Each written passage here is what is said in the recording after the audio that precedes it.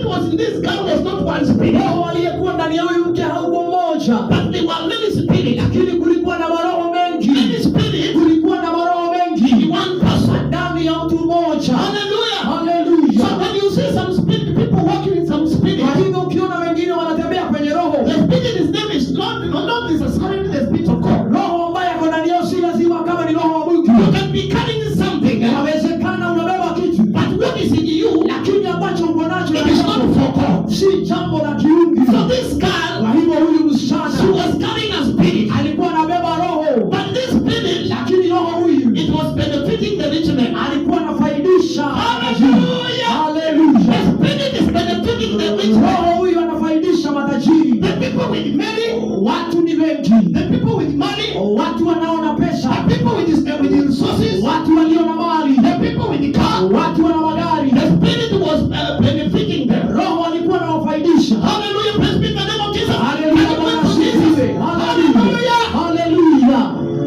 Wow. Wow. Listen this. Sikiza hili.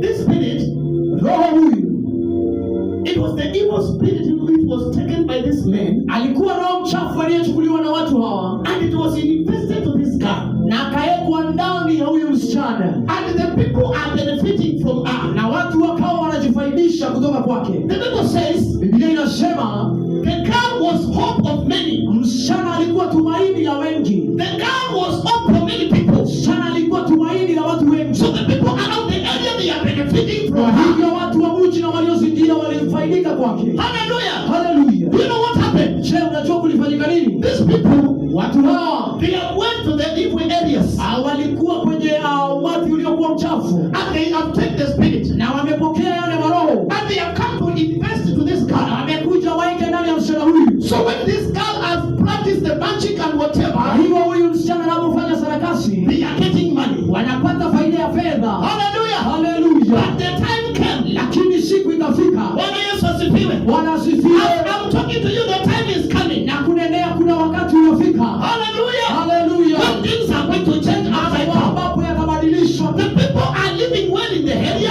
Watu ambao wanakaa kwenye mji huu They are eating from the camp. wanakula kwenye msichana huyu. They are benefiting from the camp. Wanafaidika kwa msichana huyu. But the time has come. Lakini muda umefika. Hallelujah. Hallelujah. Tell your neighbor the time is coming. Ambia jirani muda unakuja.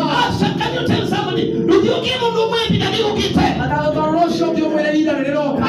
Ina mundu mwele wapia wakati unakuja. Mwele ida niliroka. Yani wakati unakuja. Ida niliroka.